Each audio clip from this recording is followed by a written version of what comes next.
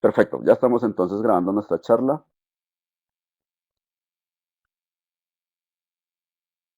y vamos a arrancar. Ok, la charla de hoy se llama Fundamentos de Diseño Web. Vamos a estar hablando de los diferentes lenguajes em, que normalmente utilizamos o utilizan los diseñadores para realizar la parte de la web que se le llama el frontend, es decir, la parte visual, la parte del diseño de nuestro sitio web. Porque hay otra parte de la web que se llama backend, que corresponde a la parte de manejo de información, manejo de base de datos. Esto utiliza pues otros lenguajes diferentes de los cuales no vamos a estar hablando pues el día de hoy. Lo primero a tener en cuenta es que esta charla es muy básica. Entonces, si ustedes ya tienen conocimiento de HTML, si ya trabajan con CSS y con JavaScript o con jQuery, eh, seguramente entonces les va a parecer muy básico los temas que vamos a estar manejando. Entonces, de una vez les estoy adelantando.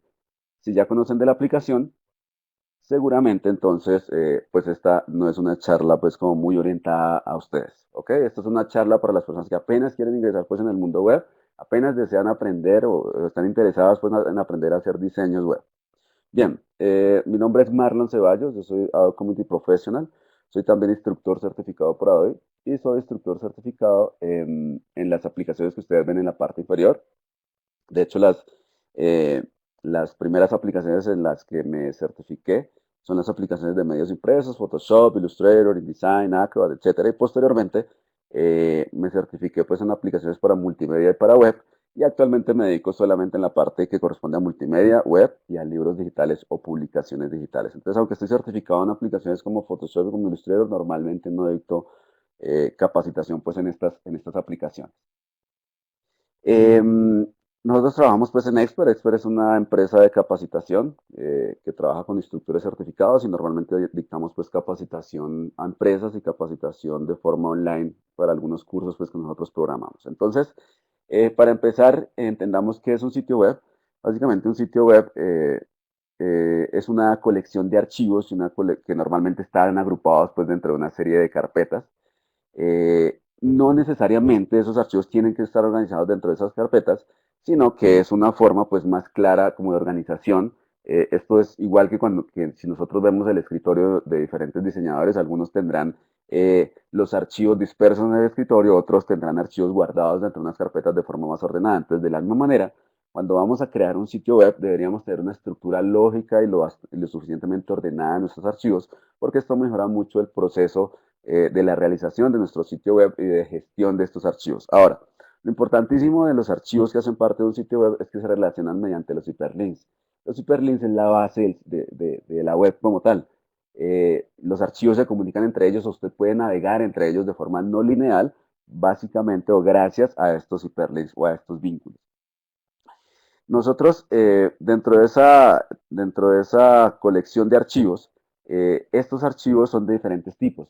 Entonces vamos a encontrar algunos de estos archivos que son archivos de imágenes, otros archivos son archivos de texto, pero con diferentes extensiones, etcétera, etcétera. Entonces, dentro de esos tipos de archivos tenemos una separación de diferentes capas. Dentro de esas capas tenemos una capa de contenido, tenemos una capa de presentación y tenemos una capa de funcionalidad. La capa de contenido precisamente corresponde a la capa del lenguaje HTML, del cual vamos a estar hablando.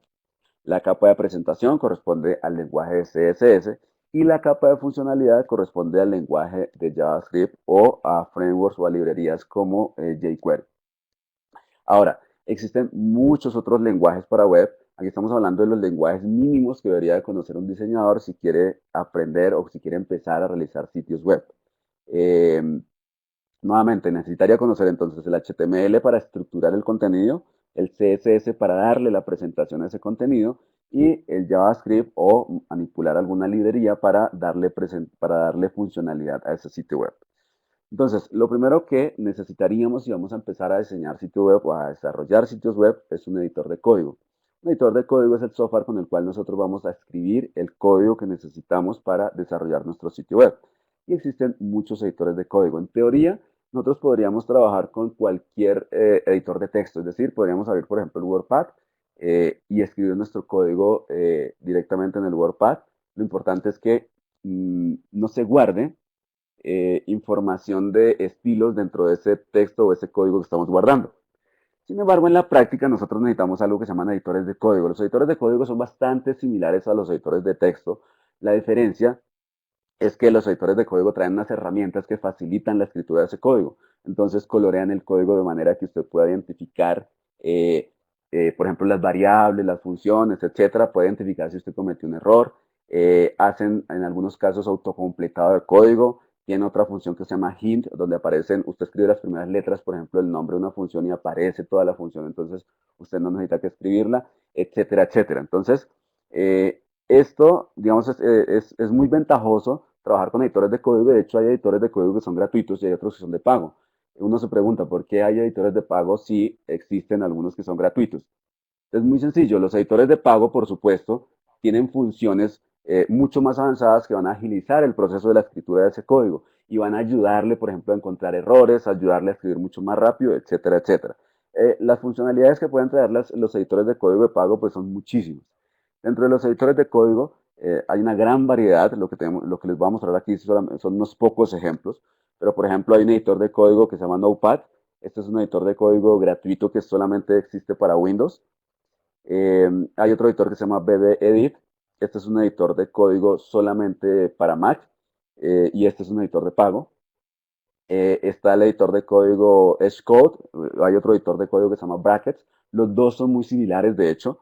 Brackets es una distribución de un editor de código que está desarrollado por Adobe, y Xcode es también una distribución de Brackets, pero en este caso está más orientada pues a diseñadores y tiene algunas herramientas que son compatibles con algunas funciones y características de lo que se llama el Creative Cloud.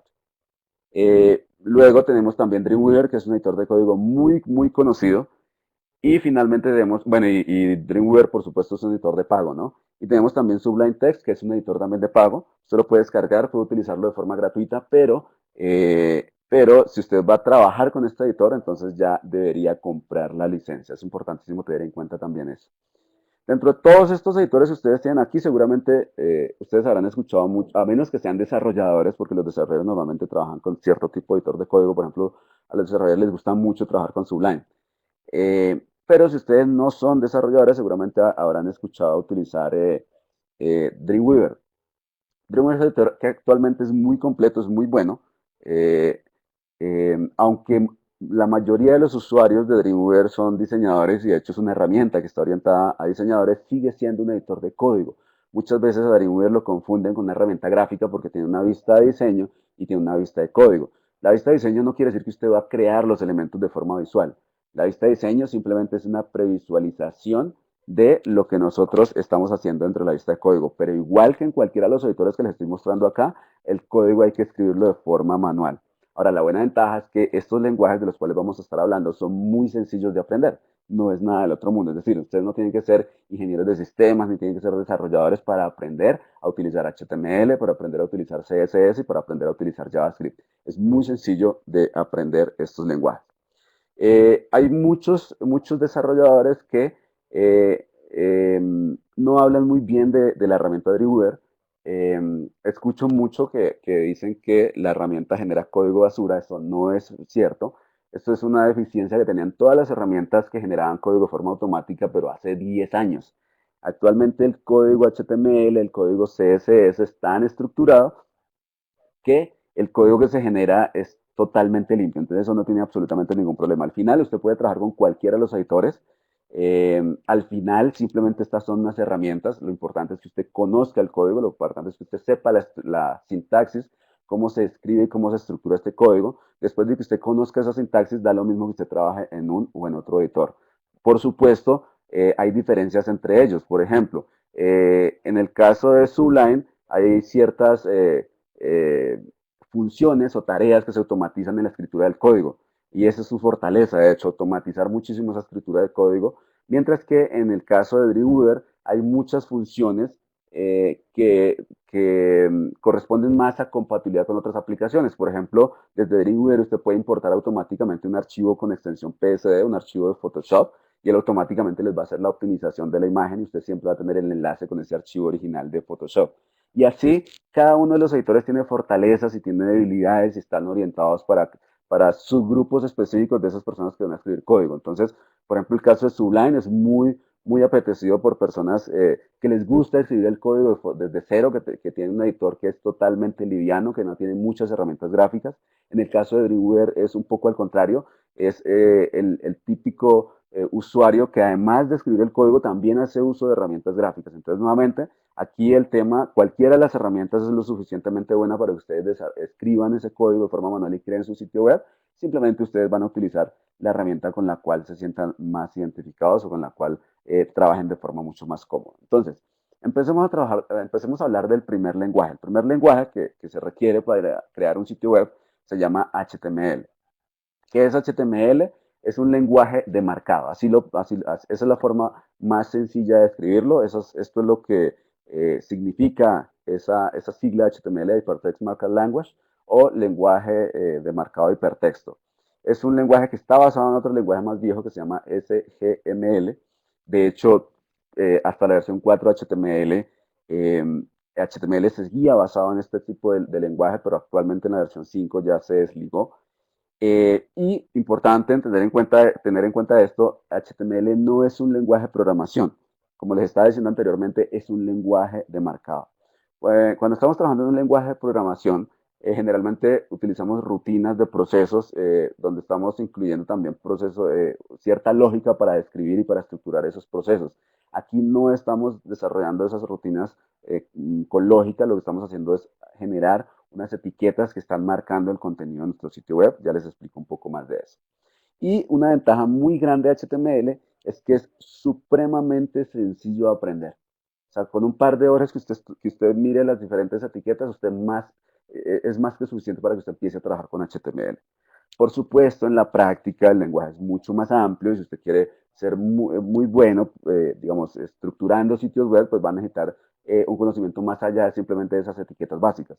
Pero, digamos, para que usted empiece de una vez a jugar con el lenguaje, es cuestión de un par de horas y usted ya conoce las etiquetas básicas con las cuales usted puede arrancar. Entonces, es una muy buena noticia para las personas que todavía no han empezado a utilizar HTML, el hecho de que sea tan sencillo. Ahora, ¿cómo es que funciona ese lenguaje etiquetado? Yo siempre lo comparo con los POSIT, esas noticas que normalmente uno pega en el monitor o pega en cualquier lugar con algún tipo de instrucción. Eh, Básicamente esas notas usted las puede utilizar para escribir alguna instrucción y esa instrucción se la puede dejar a otra persona. Supongan que hay dos personas que están trabajando en diferentes turnos con el mismo computador. Entonces la persona que está trabajando por la mañana puede escribir alguna nota escribiendo alguna tarea que quedó pendiente, por ejemplo, para que la persona que llegue en el turno de la noche, entonces lea la nota y sepa qué es lo que tiene que hacer. O también suelo dar el ejemplo de una persona que sufra amnesia, por ejemplo, que se le borró absolutamente toda la mente y que tengamos que marcarle a esta persona en todos los lugares de la casa, por ejemplo, en la nevera, esto sirve para enfriar, en el microondas, esto sirve para calentar. Entonces le estamos indicando a ese usuario qué es lo que hace cada uno de los elementos de la casa. Eso es básicamente lo que hacen las etiquetas que hacen parte del lenguaje HTML. Entonces, en la parte derecha tenemos un contenido, observen que hay un título en la parte superior, luego tenemos un subtítulo y luego tenemos un párrafo en la parte más inferior. Y si nosotros le presentamos esto así sin las etiquetas al navegador, el navegador no va a saber cuál es el título, no va a saber cuál es el subtítulo, no va a saber cuál es el párrafo. Mientras que la etiqueta precisamente tiene esa función. La etiqueta lo que le está es indicando al navegador qué tipo de contenido es cada uno de esos textos para que él lo pueda mostrar con las características propias de ese tipo de contenido. Entonces, la primera línea, por ejemplo, le estamos indicando con esa etiqueta H1 que eso es un título. En la segunda línea le estamos diciendo con la etiqueta H2 que eso es un subtítulo y que, digamos, tiene menos jerarquía que el título y seguidamente le estamos diciendo que el resto del texto es un párrafo. Entonces, esas son las funciones de las etiquetas. Por supuesto, hay muchas etiquetas, pero hay un subgrupo de esas etiquetas que son las que más vamos a utilizar y en realidad son bastante pocas. No voy a hablar mucho de la historia pues, del HTML, pero lo importante es que actualmente estamos trabajando con la versión 5 de HTML, que es una versión que ya tiene bastantes años en su proceso pues, de desarrollo. Todavía no es un estándar, pero eso no quiere decir que no se pueda utilizar, se está utilizando desde hace, de hecho, varios años. Y no es un estándar porque este lenguaje está conformado por una serie de módulos sobre los cuales se está trabajando y algunos de esos módulos están más desarrollados que otros. Ahora, estas etiquetas que nosotros vamos a estar trabajando en HTML, a propósito, esta presentación, posteriormente la voy a dejar colgada en internet, ahora les muestro dónde va a estar la URL para que ustedes puedan entrar y revisarla posteriormente para si quieren repasar. Ahora, estas etiquetas, generalmente la mayoría de las etiquetas, aunque no todas, son etiquetas contenedoras, es decir, son etiquetas que están encerrando un contenido. Por ejemplo, si ustedes ven la etiqueta H1, ustedes se dan cuenta que esa etiqueta H1 está encerrando un contenido, un texto que dice soy un título. El H2 también está encerrando un contenido, la P de párrafo también está encerrando un contenido, mientras que la primera etiqueta, que se llama la etiqueta meta, no está encerrando un contenido. Entonces, las tres etiquetas, desde la segunda hacia abajo, son etiquetas contenedoras, mientras que la primera etiqueta no es una etiqueta contenedora. Aunque hay una información posterior al nombre de la etiqueta que es meta, esa información corresponde a algo que se llaman los atributos o los parámetros, que es una información adicional que se le dará a la etiqueta. Pero en realidad la primera etiqueta no está encerrando contenido. Y aquí vemos un ejemplo de lo que sería entonces una estructura, por supuesto, supremamente sencilla de un archivo HTML. Entonces tenemos una etiqueta principal que está abriendo en la parte superior y cerrando en la parte inferior. Y usted se está dando cuenta en este momento que la diferencia entre una etiqueta que cierra es un slash que está antes del nombre. Entonces hay una etiqueta principal que es lo que está encerrando todo el contenido del archivo HTML. Luego tenemos dos etiquetas que generan dos secciones grandes dentro del archivo HTML, una etiqueta en la parte superior que se llama la etiqueta head o la etiqueta encabezado, que normalmente trae información sobre el documento HTML y enlace a archivos externos. Y luego tenemos una etiqueta en la parte inferior que se llama la etiqueta body. Dentro de esta etiqueta va todo el contenido visual, todo el contenido que queremos mostrar dentro del archivo HTML. Nuevamente, en la etiqueta head va información y enlaces a archivos externos, por supuesto, entre otros tipos de información, ¿no? Aquí estamos resumiendo un poco. Y en la parte inferior, toda la parte, es decir, en la etiqueta body, va todo el contenido que queremos mostrar dentro del archivo HTML. Entonces, voy a abrir aquí un editor de código que es gratuito, de hecho, que se llama Brackets. Si ustedes hacen una búsqueda dentro de Google, van a encontrar fácilmente el lugar donde pueden descargar este editor. Este editor sirve para Windows, sirve para Mac, sirve para Linux. Esa es otra diferencia también entre los editores que ustedes puedan escoger, ¿no? Que algunos son compatibles con ciertas o existen para ciertas plataformas, otros solamente están limitados para ciertas plataformas. Es decir, algunos editores solamente funcionan para Windows, otros solamente funcionan para Mac, otros funcionan para Windows, para Mac, otros además también funcionan para Linux. Entonces, eso puede ser también digamos, un motivo pues para escoger el editor de código. Voy a escoger este editor Brackets porque, digamos, es uno de los que conozco. Yo utilizo Brackets y utilizo Dreamweaver, básicamente son los dos que más utilizo. Y este editor es muy bueno. En la parte superior derecha encontramos este iconito que se llama Live Preview. Lo que me gusta de este editor es que todo lo que nosotros estamos haciendo dentro del editor automáticamente se puede previsualizar en tiempo real dentro del navegador Chrome mediante esta función donde yo hice clic que se llama Live Preview. Entonces, si cualquier cambio que yo realice, observen que si yo selecciono, por ejemplo, eh, cualquier contenido que está acá, a ver, cierro acá que no me está funcionando correctamente. Vamos a abrirlo otra vez. Bueno, justo esto suele pasar, es muy típico, ¿no? Que cuando uno está haciendo la presentación algo no funciona, pero generalmente lo que pasa con este editor es lo siguiente. Cualquier cambio que nosotros hagamos aquí dentro del contenido automáticamente se va a replicar acá. En este momento no me está funcionando, normalmente lo que hacemos es reiniciar brackets, no lo voy a hacer ahora pues por tiempo, pero todo lo que yo estoy haciendo aquí automáticamente se replica. Ahora, si no se replica como en este caso, que no me está funcionando correctamente, entonces es simplemente cuestión de guardar este archivo y refrescar el navegador, que no sería lo ideal, pues porque estaríamos perdiendo un poquito de tiempo acá.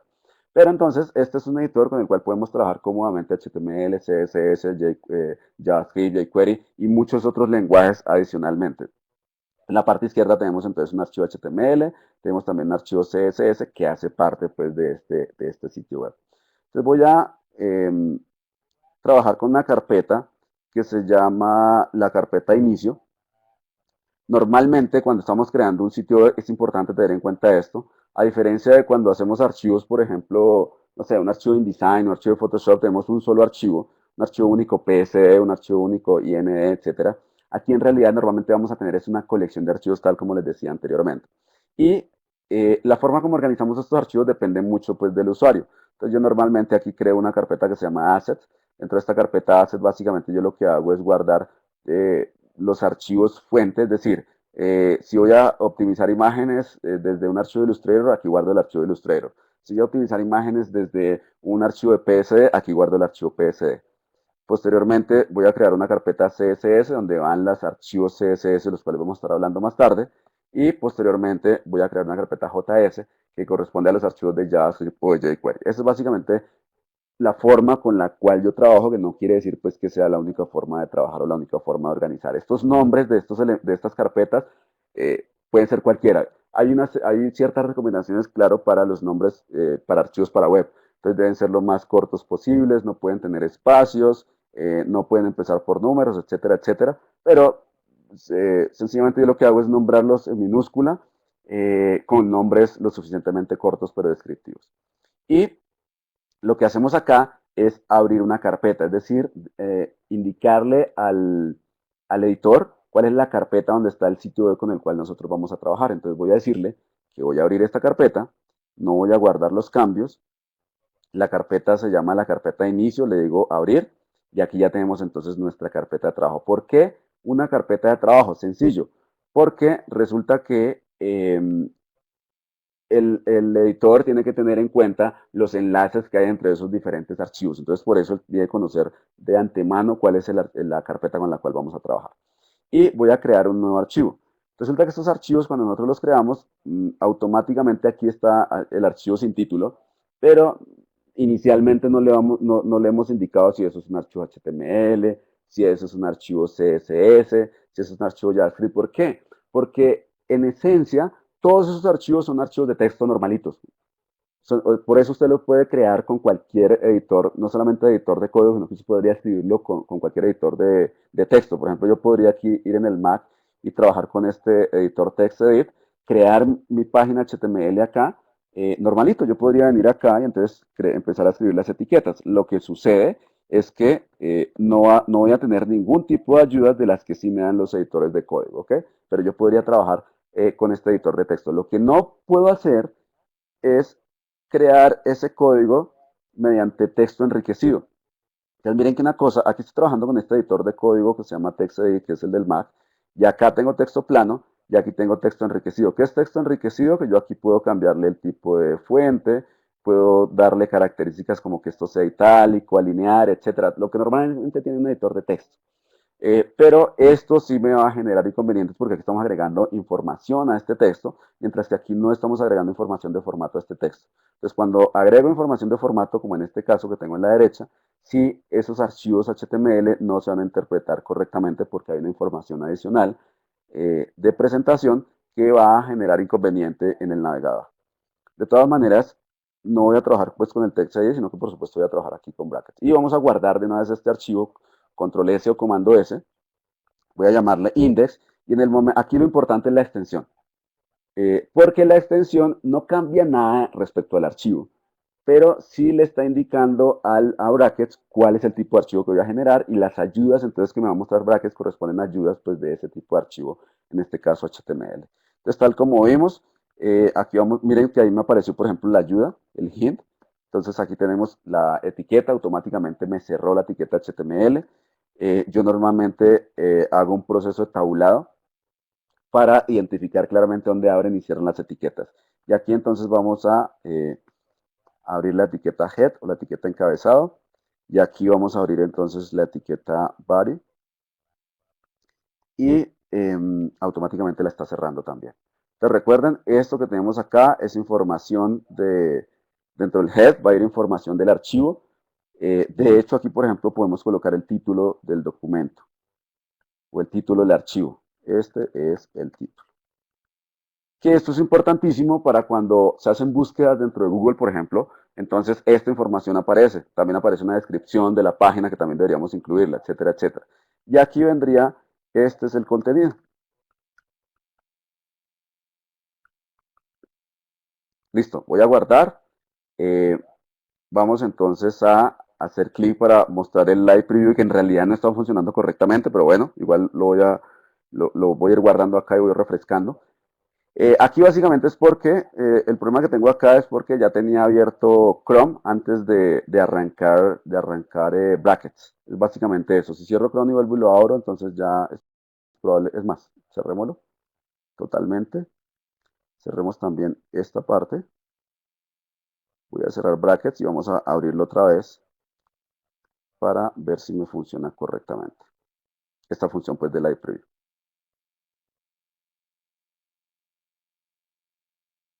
Bueno, sigue sin funcionar, pero vamos a dejarlo así. Ok, entonces bueno, sí, no, mentira, sí está funcionando. Observen que en el momento en que selecciono el contenido, entonces automáticamente en la parte derecha me aparece también seleccionado eso que tengo seleccionado aquí dentro de brackets, es decir, dentro del navegador automáticamente se selecciona. Y cualquier cambio que yo esté haciendo, observen cómo automáticamente se está replicando aquí dentro del navegador Chrome mediante esta función de live preview. Listo, ahora, este contenido que tengo es un contenido raw, es decir, un contenido que no tiene ningún tipo de etiqueta, lo cual no es común ni es recomendable dentro de HTML. Lo que tenemos es que encerrar ese contenido precisamente dentro de etiquetas. Entonces vamos a decir que vamos a colocar un título, un H1, esto se llama un encabezado.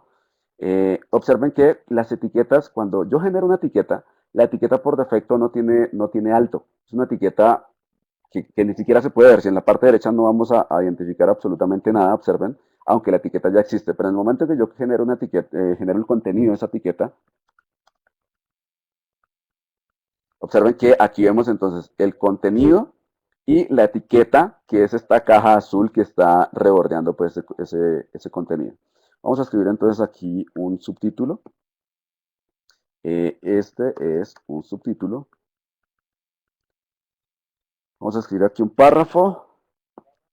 Por supuesto, estas etiquetas, ustedes pueden ver el listado de esas etiquetas en cualquier referencia HTML. Ustedes van a Google y buscan HTML reference y van a aparecer todas las etiquetas y la descripción de cada una de esas etiquetas. Insisto, normalmente uno no trabaja más que con unas 10, 15 etiquetas, que son las más usadas. Este es un párrafo y vamos a utilizar una etiqueta muy genérica de seccionamientos que se llama la etiqueta div. Y esta etiqueta si la vamos, bueno, coloquémosle que esto es un div, este es un div. Y ya, miren cómo es supremamente sencillo. Claro, aquí estoy haciendo un ejemplo pues muy, muy, muy básico, pero lo que quiero mostrarles es cómo es de sencillo ir generando las etiquetas y el contenido, y aquí pues lo estoy previsualizando. Voy a salvar aquí estos cambios que estoy haciendo dentro de brackets. Listo. Esa es la primera parte entonces. Entonces, cualquier archivo HTML que ustedes, vamos a abrir aquí otro navegador para que no me vaya a molestar Chrome. Vamos a abrir, por ejemplo, vamos a abrir esta página, que de hecho la vamos a utilizar ahora. Y voy a decirle que me muestre, con clic derecho, que me muestre el código de la página. Entonces miren cómo en la parte inferior yo puedo ver todo el código o la estructura HTML de esta página. Se dan cuenta que todo está basado en etiquetas. Claro, aquí como hay más contenido, se ve entonces un poco más, se ve un poco más eh, complejo el documento, ¿no?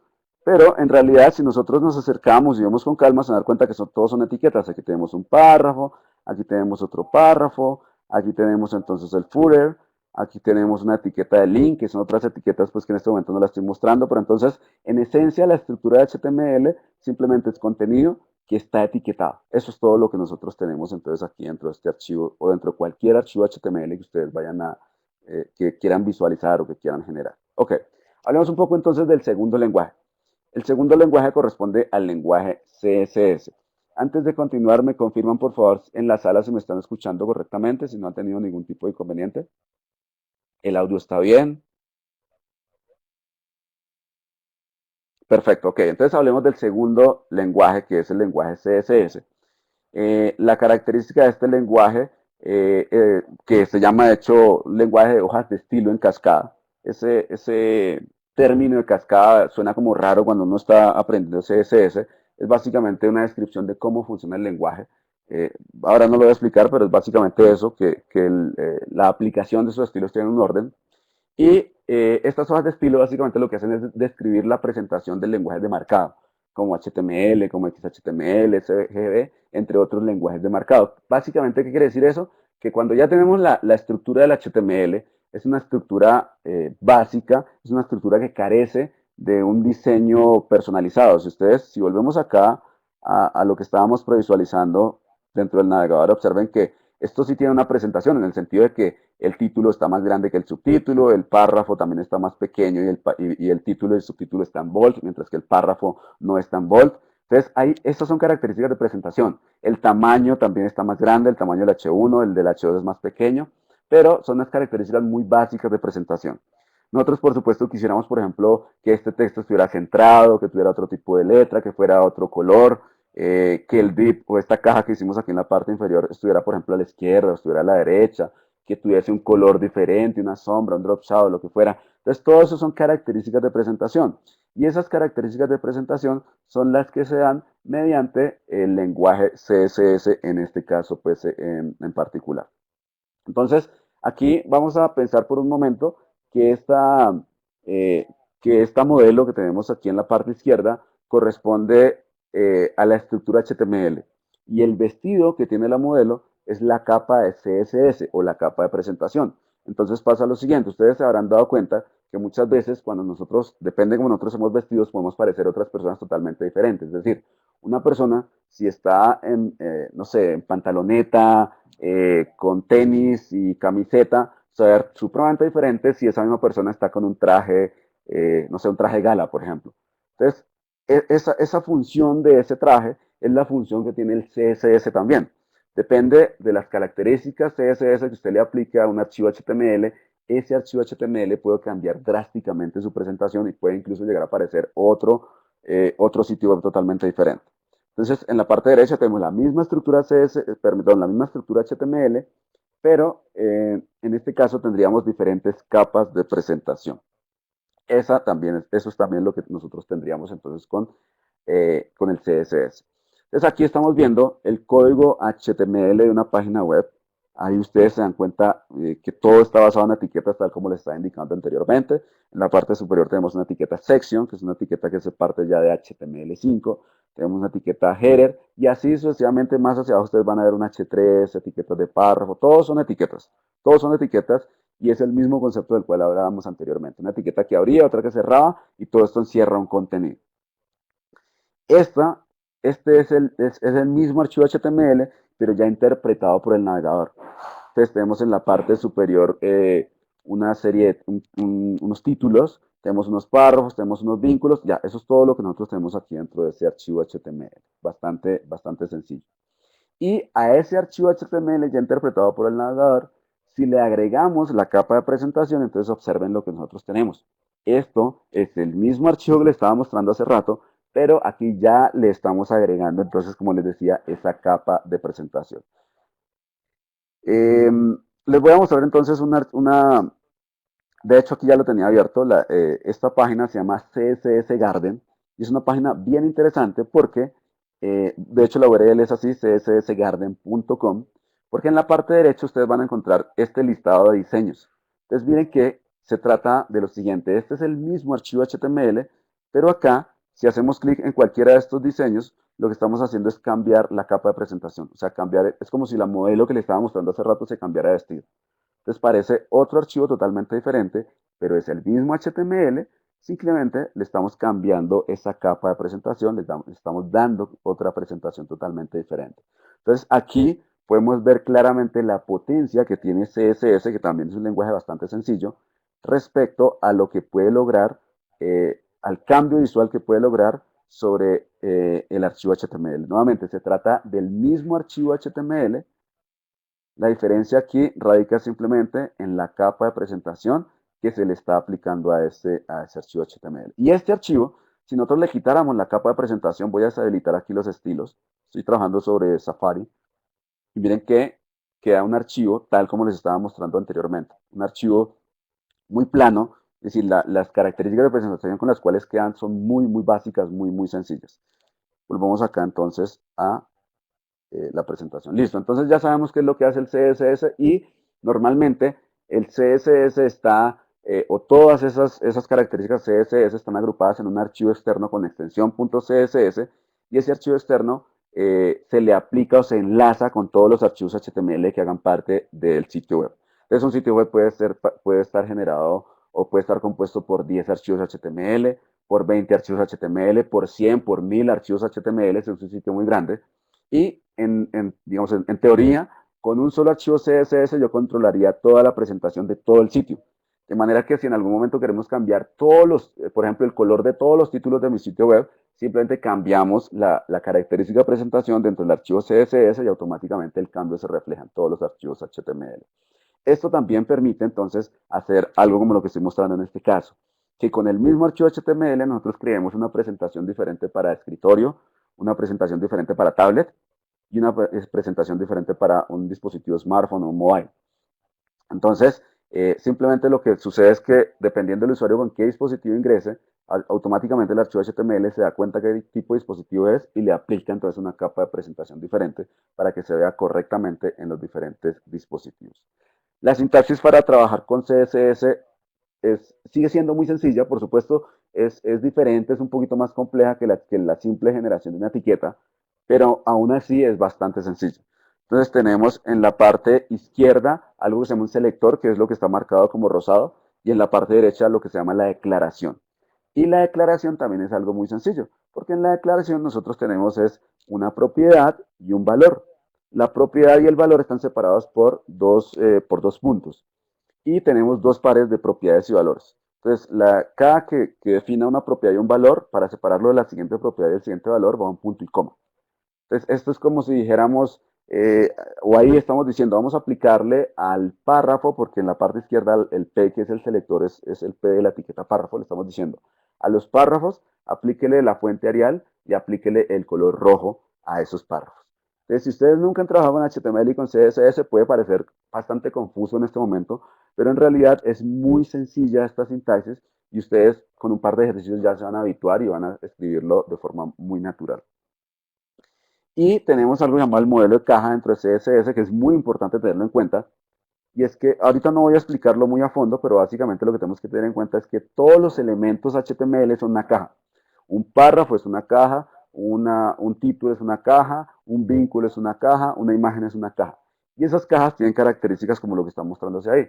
Una separación externa que se llama un margen y una separación interna que se llama un padding. Nuevamente aquí por tiempo no voy a poderme explicar pues específicamente esto, pero lo que quiero que tengan en cuenta es que todos los elementos HTML son una caja y a esa caja se le aplica entonces todas las características que hacen parte de algo que se llama el modelo de caja. Y normalmente todas esas descripciones de estilos que estaba mostrando con la sintaxis anterior, generalmente se guardan dentro de un mismo archivo que es con extensión .css y a eso es lo que llamamos entonces nosotros una hoja de estilos. Entonces en la parte derecha tenemos la sintaxis que les estaba mostrando. Observen que tenemos arriba una etiqueta HTML. Bueno, en realidad aquí ya es un selector porque estamos trabajando con CSS y estamos cambiándole la propiedad background al HTML. Y así sucesivamente una serie de selectores con las propiedades que estamos cambiando. Por ejemplo, más hacia abajo hay una etiqueta A que corresponde a la etiqueta de vínculo, perdón. Y en esa etiqueta de vínculo, entonces le estamos diciendo que el color sea blanco y que no tenga ningún tipo de decoración ese vínculo. Entonces, claro, si no han utilizado HTML, insisto, no es tan claro, pero por lo menos se dan cuenta que la estructura es bien repetitiva y por lo tanto es bien fácil de memorizar y de acostumbrarse pues a usar esas estructuras. A ver, vuelvo acá. Bueno, aquí hay una serie de preguntas. Ya al final voy a contestar todas las preguntas. Porfa, esas respuestas como sí en la parte inferior no van, ya lo dije desde el principio. Abajo solamente preguntas específicas para no confundirme al final cuando vaya a estar respondiendo esas preguntas, ¿ok? Entonces, si estoy preguntando si están viendo correctamente, eso lo pueden escribir arriba, no, porque eso no es una pregunta. Ok, continuamos entonces. Vamos a volver entonces nuevamente a brackets. Aquí es importante tener en cuenta este iconito, si el iconito cambia de color, entonces ya se perdió el enlace entre el navegador y el editor de código y simplemente lo que hacemos es volver a hacer clic sobre el botoncito, eso no tiene pues mayor problema. Eh, y lo que voy a hacer ahora es crear un nuevo archivo. Observen que aquí, bueno, no vieron nada porque yo presioné comando N o control N si estoy en Windows y voy a presionar, bueno, vamos a mostrarlo aquí para que no se van a confundir, salvar para guardarlo, este nuevo archivo, miren que arriba está el index y aquí tengo el archivo que acabo de crear ahora, y este lo vamos a llamar main.css. Es importante la extensión porque de esa manera es que el editor se da cuenta que eso es un HTML y que es un CSS. Si no le indicamos la extensión, entonces, como todos son archivos de texto básicos, entonces para él no es fácil conocer pues esa diferencia.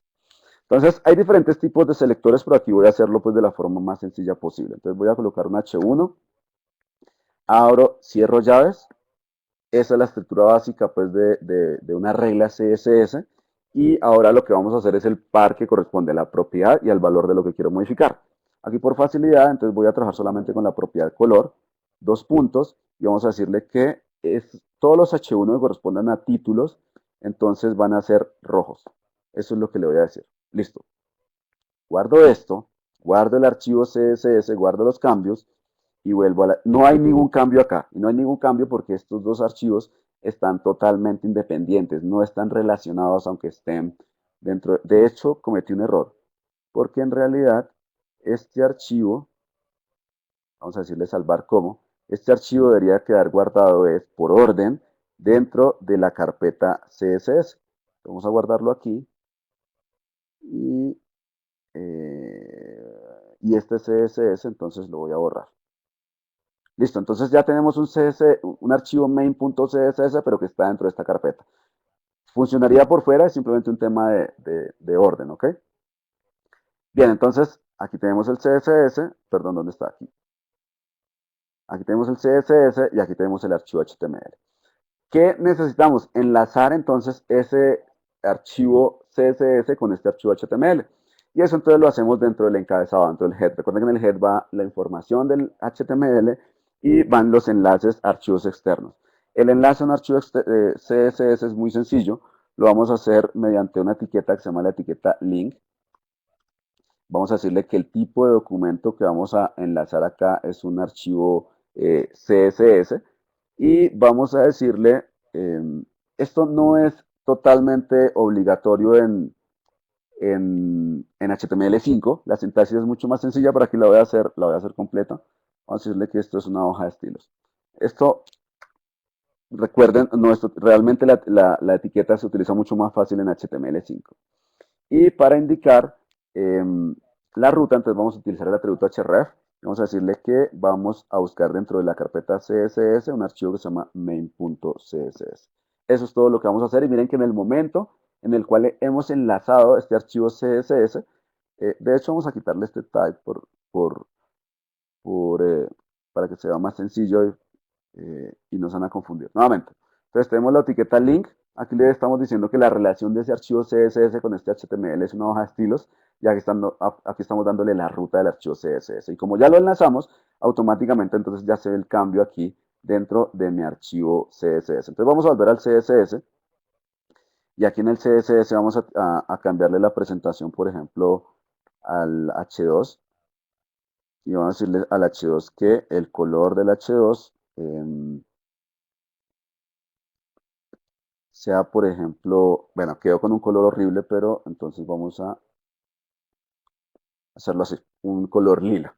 No es que sea el más bonito del mundo, pero es aquí por rapidez. Entonces miren cómo todos los cambios que estoy aplicando dentro del archivo CSS automáticamente se replican dentro del archivo HTML y de esa manera entonces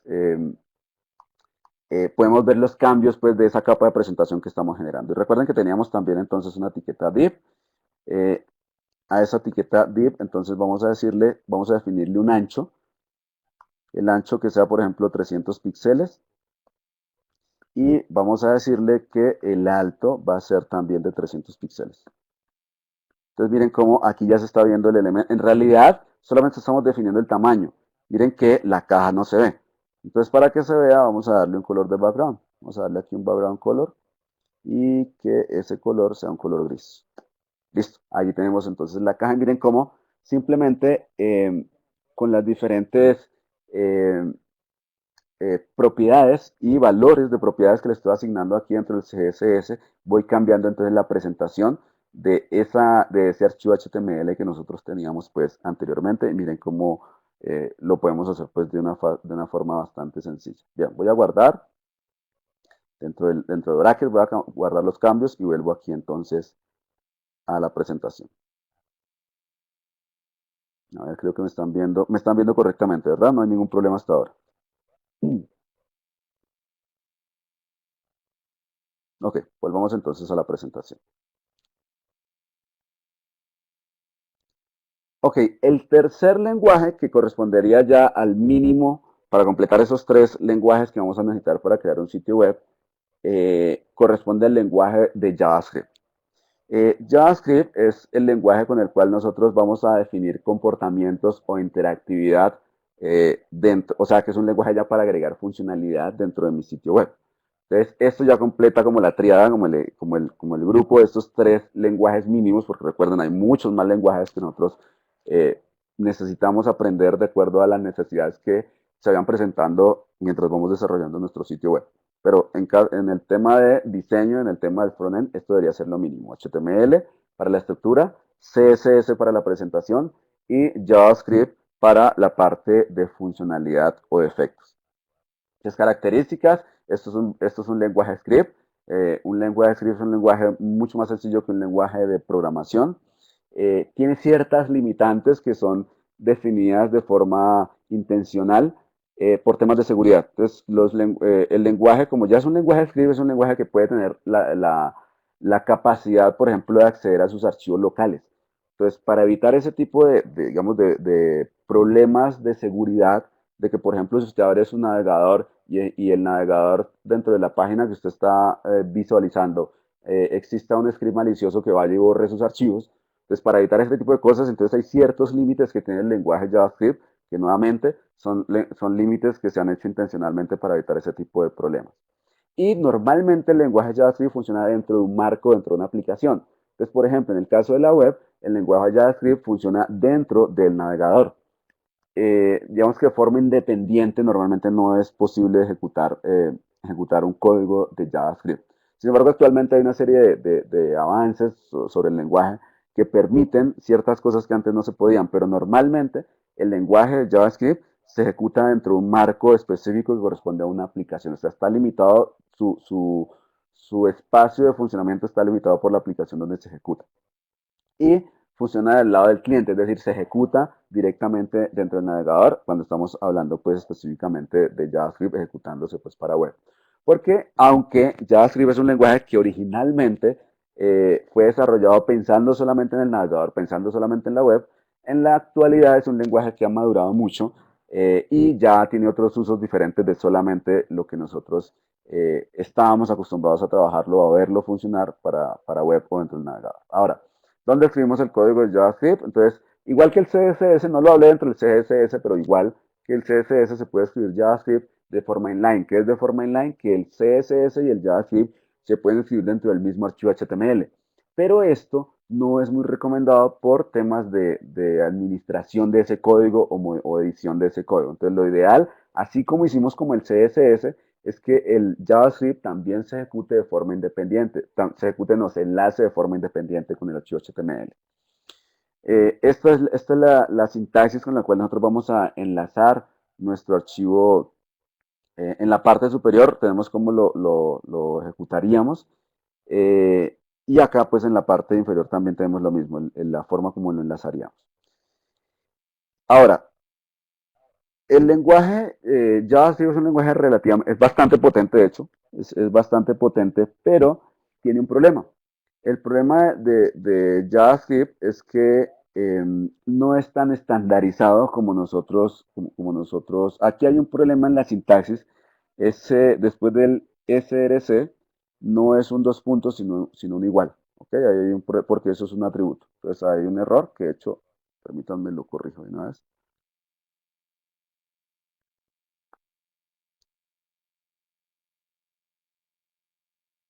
Listos, quedaría entonces, bueno, quedó el error arriba, pero miren entonces el de la última línea, es que ahí tenemos un error. Entonces simplemente la etiqueta script, donde estamos diciendo que vamos a enlazar un script, y el atributo src, donde estamos indicando la ruta de ese archivo externo donde tenemos el código de JavaScript. Entonces les decía, aprender a manejar JavaScript no es complicado, sin embargo el lenguaje ya es un poco más extenso y tiene un pequeño inconveniente a mi forma de ver, y es que no es totalmente estandarizado, en el sentido de que muchas veces cuando generamos un script de JavaScript, a veces el script se comporta de forma diferente si estamos en un navegador Safari, por ejemplo, si estamos en Firefox, si estamos en Chrome, etcétera, etcétera, y nosotros tenemos que lidiar con esos cambios o con esos problemas de incompatibilidades entre el navegador. También tiene ciertas limitantes que hacen que cuando uno escriba el código de JavaScript sea muy repetitiva la escritura de este código. Entonces a veces necesitamos ejecutar diferentes tareas a un mismo elemento y hay que hacer líneas independientes para cada una de esas tareas. Entonces hay ciertas limitantes, el lenguaje como tal es bastante potente, pero hay algo que tenemos que tener muy en cuenta actualmente y es que debemos utilizar, o sea, normalmente requerimos utilizar los lenguajes de forma rápida. Es decir, usted no se puede tomar un mes seguramente aprendiendo un lenguaje porque necesitar un trabajo ya. Entonces, han aparecido algo que se llaman librerías. Esas librerías simplemente son funciones que ya se crearon, funciones de JavaScript que ya alguien las escribió, y nosotros lo único que hacemos es llamar esas rutinas o esas funciones y no tenemos que escribir el código nuevamente de forma manual, todo el código que hace parte de esa rutina, sino que simplemente la llamamos. Y esto hace entonces que trabajemos con JavaScript de una forma mucho más rápida, escribamos mucho menos código y sea muchísimo más rápido aprender a utilizarlo. La librería más, hay muchas librerías de JavaScript, pero la librería más común, la librería más conocida actualmente se llama jQuery. Y es una librería que está muy orientada a crear efectos y a crear animaciones con JavaScript. Hay otras librerías que tienen otras funciones diferentes de JavaScript. Hay otras para trabajar con imágenes, otras para hacer otro tipo de efectos, otras para conectarse a bases de datos, etcétera, etcétera. Esta está muy orientada a efectos y animaciones mediante JavaScript, pero como las funciones ya están creadas, entonces va a ser mucho más rápido utilizar esas funciones con JavaScript, perdón, con jQuery, que escribirlas manualmente con JavaScript. Entonces, JavaScript es una librería open source. Open source quiere decir pues, que no hay que pagar por su uso. Es una librería de JavaScript que permite crear fácilmente efectos e interactividad en nuestras páginas web. Y una librería, como les estaba diciendo, es una colección de esas funciones que nosotros ya no tenemos que escribirlas desde cero, sino que simplemente las llamamos mediante su nombre y mediante unos parámetros. Entonces, características es muy consistente entre los navegadores, o sea, que es muy compatible con todos los navegadores, precisamente porque todos esos problemas de incompatibilidad ya la persona que escribió la librería ya se encargó de solucionar esos inconvenientes. Facilita el trabajo con grupos de elementos, es decir, cuando vamos a aplicarle efectos a varios elementos, es muy sencillo con jQuery. Y también es muy sencillo hacer múltiples operaciones a un mismo elemento. Esto se hace mediante una técnica que se llama staining chaining, o sea, encadenamiento de tareas. Y es muy importante tener en cuenta que usted saca muy buen provecho de jQuery a medida que también ya conozca CSS, porque los dos lenguajes se comunican entre sí o hacen uso entre sí. Me explico. Con jQuery yo lo que hago es seleccionar elementos y posteriormente, mediante CSS, hago cambios de esos elementos. Entonces, jQuery es muy bueno, de hecho, para seleccionar elementos para posteriormente hacerle cambios mediante CSS, pero de forma dinámica. Por ejemplo, cuando el usuario haga clic en determinado elemento, que este elemento cambie su capa de presentación, que cambie el color, etcétera, etcétera. ¿Cómo lo usamos? Entonces, el uso que tenemos de esta herramienta es para manipular contenido, para agregar efectos y para animación, tal como les estaba diciendo anteriormente. Y esta es la sintaxis, nuevamente aquí también se está haciendo un poquito más compleja que el CSS, digamos, vamos como nivel de complejidad de menor a mayor, pero aún así es mucho más sencillo que lo que nosotros haríamos con JavaScript. Tengan siempre muy en cuenta eso. Ahora, al escribir jQuery, en realidad estamos escribiendo JavaScript. Lo que pasa nuevamente es que las funciones de jQuery ya son las funciones que están creadas anteriormente y aquí solamente lo que hacemos es llamarlas. Entonces miren, por ejemplo, la diferencia. Si queremos seleccionar todos los párrafos de un archivo HTML, mediante JavaScript lo hacemos de esta manera. Estamos diciendo document, o sea que dentro del documento vaya y busque un elemento que corresponda a la etiqueta P. Y en jQuery lo hacemos de una forma mucho más corta. Simplemente el símbolo pesos y entre paréntesis y entre comillas los párrafos. Y ahí le estamos diciendo lo mismo. Vaya y seleccione todos los elementos que correspondan a párrafo. Si queremos seleccionar todos los elementos que tengan un ID, o sea, un nombre que es lista 1, entonces así lo hacemos en JavaScript y así lo hacemos también en jQuery. Miren la diferencia, por supuesto es mucho más corta Y de forma proporcional, entre más complejas sean las tareas, también eh, vamos a ahorrar mucho más tiempo y vamos a escribir mucho menos código con jQuery que si lo hiciéramos pues con JavaScript. Listo, entonces voy a hacerles aquí un pequeño ejemplo. Vamos a crear ahora un nuevo archivo, perdón, aquí, esto es porque tengo seleccionado el navegador, tengo que hacer clic para seleccionar el editor, creo un nuevo archivo, voy a guardarlo y vamos a guardarlo dentro de la carpeta JS, porque para eso creé esa carpeta JS, para guardar los scripts. Y aquí vamos a escribir, entonces, también voy a escribirle main, pero la extensión aquí va a ser JS. O sea, es- ya sea porque vaya a escribir código puro JavaScript, o ya sea que vaya a escribir jQuery, lo hacemos con la misma extensión porque los dos corresponden a lo mismo, al lenguaje de JavaScript. Entonces le digo aquí salvar y ya hemos guardado entonces nuestro archivo de JavaScript, donde vamos a escribir o vamos a utilizar jQuery. Pero como vamos a utilizar jQuery, jQuery corresponde, recuerden, a una librería externa, entonces tenemos que enlazar esa librería antes de utilizar el código. Es decir, miren, yo voy a enlazar primero aquí el código perdón, el código no, voy a enlazar el archivo de JavaScript que acabo de crear. Se enlaza, el concepto es muy similar al enlace del CSS, pero se hace con una etiqueta diferente. Entonces, recuerden que utilizamos aquí la etiqueta script, ¿sí? Recuerden eso. Y posteriormente, entonces, la ruta mediante el atributo src de source. Y aquí vamos a buscar dentro de la carpeta JS el archivo main.js. Y aquí tenemos entonces la sintaxis y ya está enlazado al archivo. Sin embargo, si yo voy a escribir JavaScript puro, funciona perfecto. Si voy a hacer el archivo JavaScript puro, funciona perfecto. Yo vengo acá al archivo JavaScript y escribo el código y va a funcionar perfecto. Pero como no vamos a escribir el JavaScript puro, sino que vamos a utilizar jQuery, entonces tenemos que hacer el enlace de la librería, porque recuerden que jQuery son librerías o funciones que ya están creadas. Pero si no las enlazo, pues él no las va a encontrar. Entonces voy a venir acá y vamos a buscar jQuery. La página de jQuery, bueno, esto fue porque deshabilité los estilos CSS. Entre otras cosas, es muy común que actualmente las páginas web se basen en comportamientos con JavaScript. Entonces observen qué pasaría si yo vengo acá, por ejemplo, y deshabilito el JavaScript. Vamos a ver qué pasaría, por ejemplo, con esta página de jQuery. Entonces hay muchas funciones. Bueno, aquí digamos no hay muchos cambios en esta página en particular, pero miremos, por ejemplo, en la página de Adobe. Voy a abrir la página de Adobe con JavaScript deshabilitado. Y miren lo que pasa. Prácticamente nada de la página funciona, porque dentro de la página de Adobe se hace un uso intensivo de JavaScript. Entonces, si vengo acá y habilito JavaScript, se me da cuenta entonces que ahora sí va a funcionar correctamente la página de Adobe, porque ya hemos habilitado nuevamente el JavaScript. Entonces, hay páginas donde el cambio no es mucho, hay otras páginas donde se hace uso muy intensivo de JavaScript y afecta muchísimo entonces, digamos, el comportamiento de la página si deshabilitáramos JavaScript. Sin embargo, es muy poco probable que un usuario tenga deshabilitado JavaScript precisamente por eso. Porque si ustedes entran, por ejemplo, a Facebook, entran a Twitter, a muchas páginas actuales y deshabilitan el JavaScript, mucha de la funcionalidad sencillamente desaparece. Entonces, ustedes tengan en cuenta eso. Bueno, volvemos entonces acá. Perdón, estábamos entonces dentro de la página de jQuery, ya que hay un botón que dice descarga o download.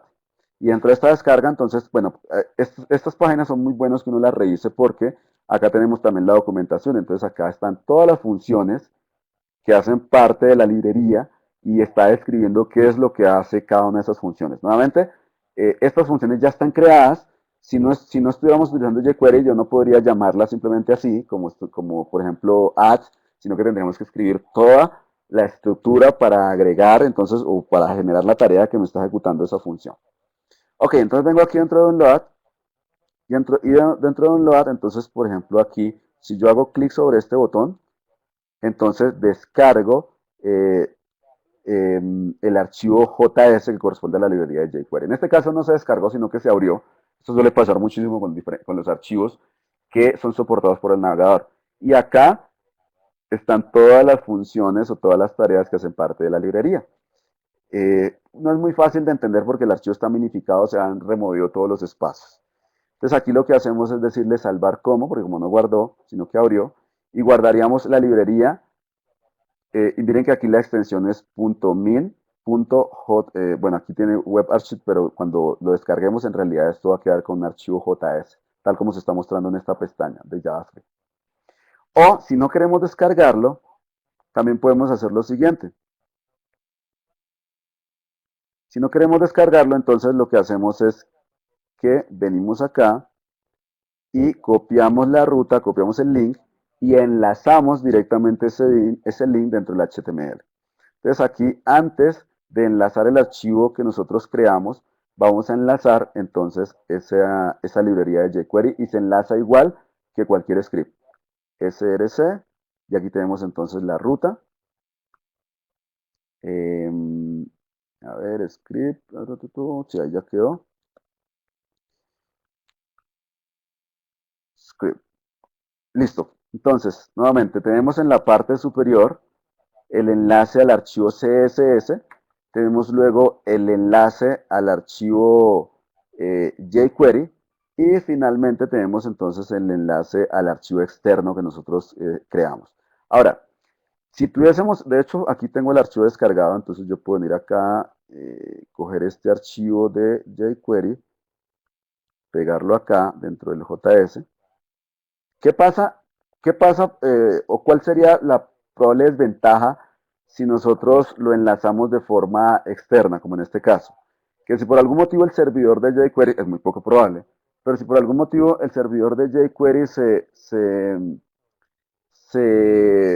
cae, entonces no funcionarían los scripts que yo estoy generando dentro de mi sitio web. Entonces, también ustedes pueden venir acá y enlazarlo entonces de forma local.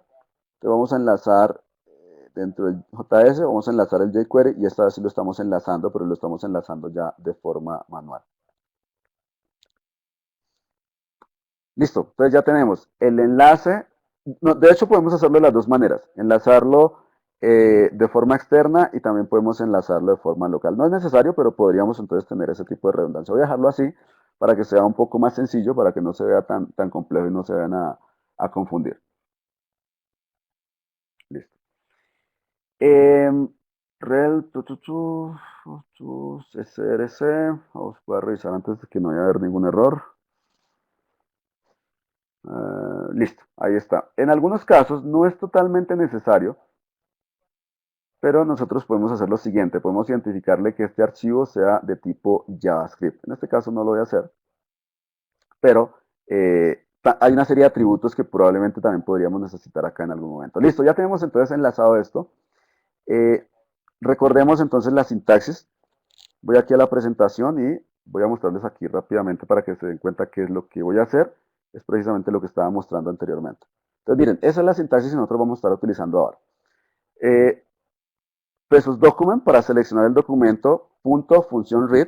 Esta función read básicamente lo que está diciéndole al navegador es cuando el documento esté totalmente listo, es decir, cuando se haya cargado totalmente todos los elementos que hacen parte de nuestro sitio web o nuestra página web, entonces ahora sí ejecute la tarea que yo tengo acá. Vamos entonces acá al archivo JS y entonces vamos a hacer ese proceso. Entonces, numeral, perdón, pesos, a ver, que estoy trabajando con mi laptop, aquí está, pesos, document, ahí, ¿eso qué es? Eso es un selector, estamos seleccionando el elemento, vamos a ejecutar la función read y dentro de esta función read, es decir, cuando el documento esté listo, entonces vamos a ejecutar una función. Función, después de la función abro y cierro paréntesis y abro y cierro llaves. Esto es todo lo que nosotros vamos a necesitar por ahora. Entonces, nuevamente, estamos diciéndole que cuando el documento esté listo, entonces vamos a ejecutar una función o una tarea en particular, que es esta tarea que nosotros tenemos acá. Y aquí hacemos un clic para separar entonces estas llaves, porque es dentro de esas llaves es donde vamos a ejecutar la tarea. Y aquí vamos a hacer algo muy sencillo. Vamos a ejecutar una función que se llama alert. Alert es una función que me genera un mensaje dentro del navegador.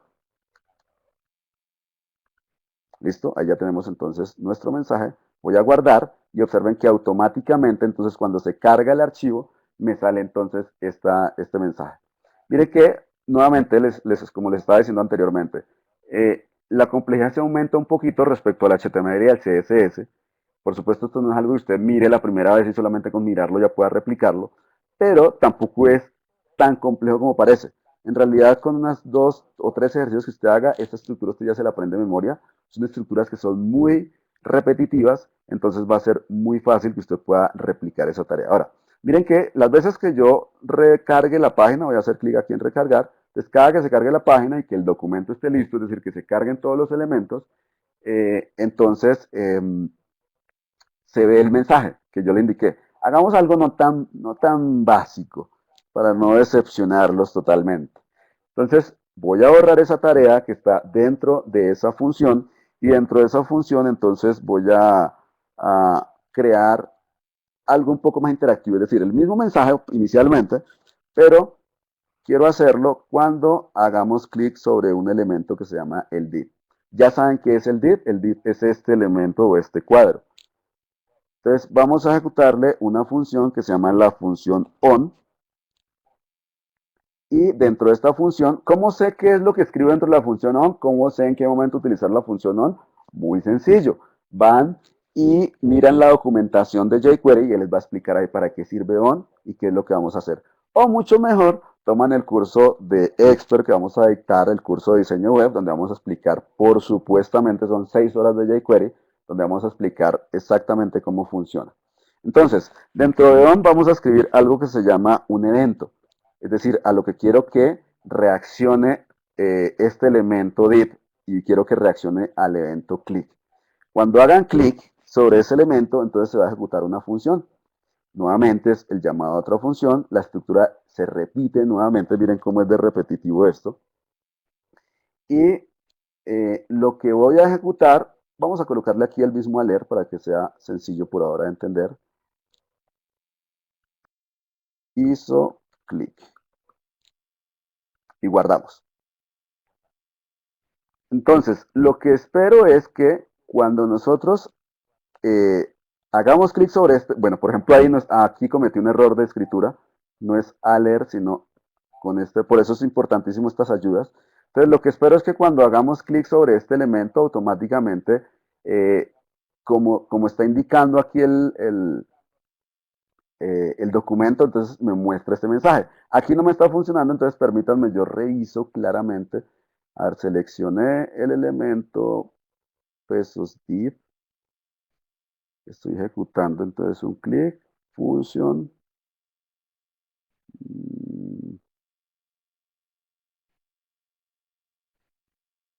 chuchu, chuchu,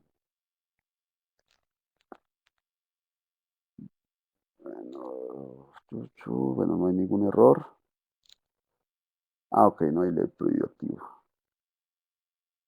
Permítanme un minuto, reviso a ver cuál fue el error y por qué no me... En realidad no veo aquí ningún... Ah, ok. Era un error de refrescado, un error aquí de actualización, no hay problema. Entonces, nuevamente, lo que hicimos fue, con esto, seleccionar el elemento que quiero que reaccione, por decirlo de alguna manera. Esto se llama un listener, es decir, que es el que le está diciendo al elemento que esté pendiente de un evento. El evento es este, el evento click, hay evento doble clic, hay eventos para los dispositivos móviles, etcétera. Y esta es la función que se va a ejecutar cuando se dispare este evento, o sea, cuando haga clic. Y pues está funcionando, bueno, está funcionando correctamente. Y finalmente, voy a venir acá y le voy a decir entonces que no solamente muestre ese mensaje, sino que además de eso, entonces coja el elemento al cual estamos haciendo clic, y eso lo hacemos entonces con esta palabra clave this, y vamos a ejecutar una función que se llama hide. Como es una función, siempre termina con abrir y cerrar paréntesis. Guardamos, venimos acá, hacemos un clic, y miren que además de que sale el mensaje, también se está ocultando entonces ese elemento. Y por supuesto hay muchísimas otras funciones entonces que nosotros vamos a estar eh, que podemos tener la posibilidad pues utilizar dentro de jQuery. Adicionalmente a jQuery también hay otras herramientas de animación que nosotros podemos estar utilizando.